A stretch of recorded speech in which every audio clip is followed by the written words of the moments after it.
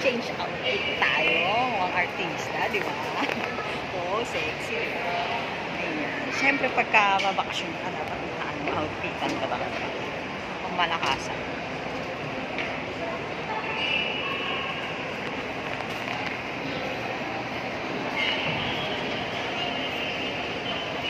Ayan. Malapit na kaming sumakay ng barko.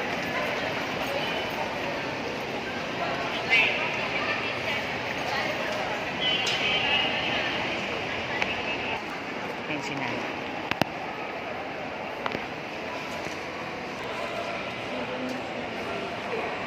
Yan, waiting tayo ngayon sa sasakyan ng barko. Ayan, sila. Daming dala-dala.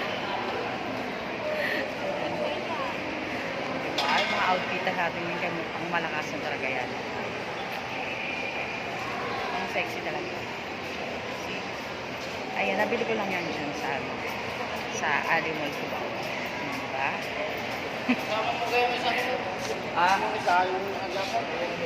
Hindi na eh. Bumalik. Nabili ko lang kasi nga wala na ako. 1 week na kaming bakasyon. 1 week kaming babakasyon.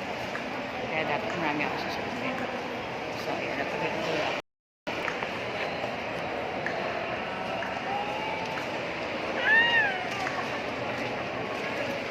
Okay guys, so yun na naman.